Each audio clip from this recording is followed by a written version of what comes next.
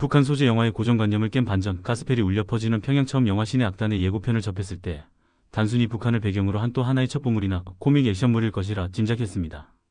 하지만 막상 뚜껑을 열어보니 이 영화 정체가 심상치 않습니다. 종교의 자유가 철저히 박탈된 동토의 땅 북한에서 흥겨운 가스펠과 찬송가가 울려 퍼지는 뮤지컬 영화였기 때문입니다. 가장 이질적인 공간에서 가장 어울리지 않는 장르가 만났을 때 오는 충격은 상당했습니다. 북한군 제복을 입은 사람들이 각 잡힌 동작으로 찬양을 부르고 성경을 암송하는 모습은 그 자체로 기묘한 불협화음을 만들어내며 관객들의 호기심을 강하게 자극합니다. 이게 말이 돼? 라는 의구심으로 시작해 이게 되네? 라는 놀라움으로 바뀌는 독특한 장르적 체험이 이 영화의 첫 번째 관전 포인트입니다. 개봉 2주차에 터진 역주행의 기적. 주말 극장을 꽉 채운 인파. 보통의 중소형 영화들은 개봉 첫 주에 승부를 보지 못하면 일주일 만에 상영관이 대폭 축소되거나 VOD 시장으로 밀려나는 것이 냉혹한 현실입니다. 하지만 신의 악단은 정반대의 행보를 보이고 있습니다. 개봉 후 시간이 지날수록 오히려 관객수가 늘어나는 기이한 역주행 현상을 일으키고 있는 것입니다. 주말 낮 시간대부터 저녁 시간대까지 극장 좌석이 꽉 들어찬 풍경은 최근 한국 영화계에서 보기 드문 현상입니다. 뉴스 기사로만 접했던 흥행 역주행을 실제 극장에서 목격하니 그 열기가 피부로 와닿았습니다. 특별한 홍보 없이 오로지 관객들의 입소문만으로 만들어낸 이 기적 같은 흥행은 이 영화가 가진 대중적인 재미와 호소력이 분명히 존재함을 증명합니다. 3. 무거운 소재를 가볍게 비트다. 북한 소재 코믹물의 흥행 공식.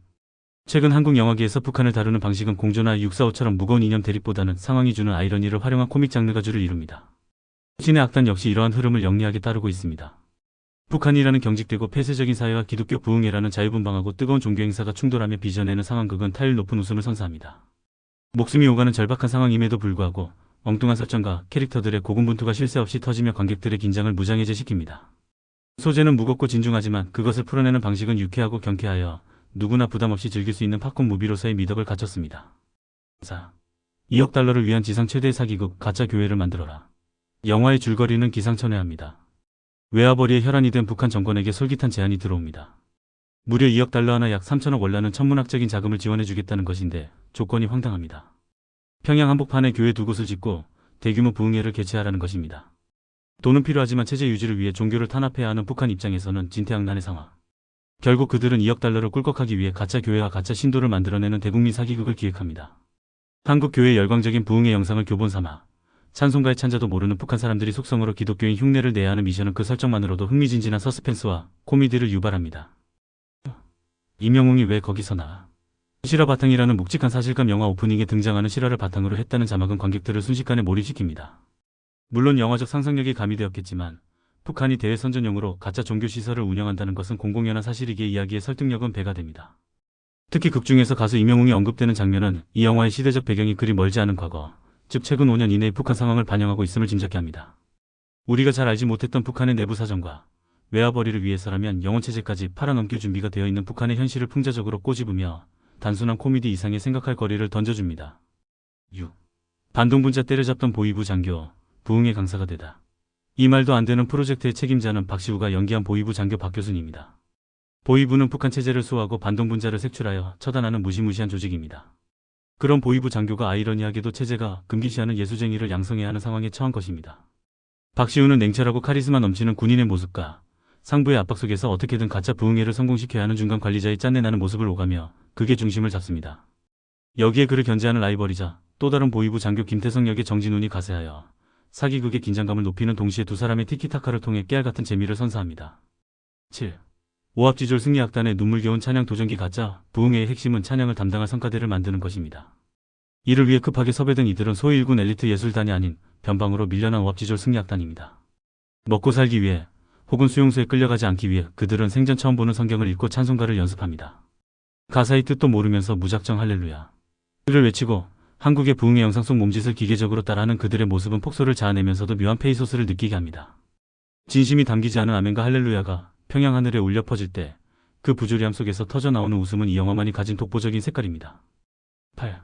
가스펠의 향연, 호불호 갈릴 수 있는 진입장벽이자 매력. 앞서 언급했듯 이 영화의 정체성은 뮤지컬, 그것도 가스펠 뮤지컬에 가깝습니다. 영화 중반부부터는 거의 끊임없이 찬양과 가스펠이 이어집니다. 이는 기독교인 관객들에게는 더할 나위 없는 선물처럼 느껴질 것입니다. 익숙한 멜로디와 가사, 그리고 점차 고조되는 부흥의 열기는 극장을 거대한 예배당처럼 느끼게 할 정도입니다. 하지만 비기독교인 관객에게는 다소 낯설고 당황스러운 경험이 될 수도 있습니다. 종교적 색채가 워낙 강하다 보니 마치 전도 영화를 보는 듯한 거부감이 들 수도 있기 때문입니다. 그럼에도 불구하고 배우들의 연령과 음악이 주는 본연의 에너지는 종교를 떠나 관객을 흥겹게 만드는 힘이 있습니다. 9. 기독교인들의 성지순례가 된 영화 역주행의 숨은 비밀. 이 영화가 주말마다 매진 행렬을 기록하며 역주행하는 결정적인 이유는 바로 기독교 커뮤니티의 힘으로 보입니다. 교회 단위의 단체 관람이나 기독교인들 사이에서의 입소문이 흥행에 불씨를 지핀 것입니다. 하지만 단순히 종교 영화라고 치부하기에는 영화적 완성도나 대중적인 재미가 꽤 쏠쏠합니다. 가짜가 진짜가 되어가는 과정이라는 보편적인 드라마 구조를 따르면서 웃음과 감동의 밸런스를 적절히 맞추고 있기 때문입니다. 종교적인 메시지를 강요하기보다는 극한 상황 속에서 피어나는 인간애와 음악의 힘을 보여주기에 일반 관객들도 충분히 즐길 수 있는 포인트가 많습니다. 10. 웃음 뒤에 찾아오는 먹먹함. 실화가 주는 묵직한 엔딩. 영화는 내내 유쾌한 소동극처럼 흘러가지만 결말부에 이르러서는 실화가 주는 묵직한 현실을 마주하게 합니다. 가짜로 시작했던 그들의 찬양이 어느 순간 진짜 간절함으로 바뀌었을 때, 그리고 그들이 처한 북한의 현실이 다시금 차갑게 다가올 때 영화는 웃음기를 거두고 슬픈 여운을 남깁니다.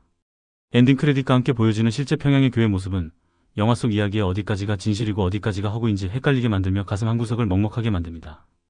2억 달러라는 돈과 가짜 믿음 사이에서 아슬아슬한 줄타기를 했던 그들의 마지막이 해피엔딩일지 새드엔딩일지는 극장에서 직접 확인해 보시길 바랍니다. 분명한 건 극장을 나설 때 당신의 마음속에 꽤 긴 여운이 남을 것이라는 점입니다.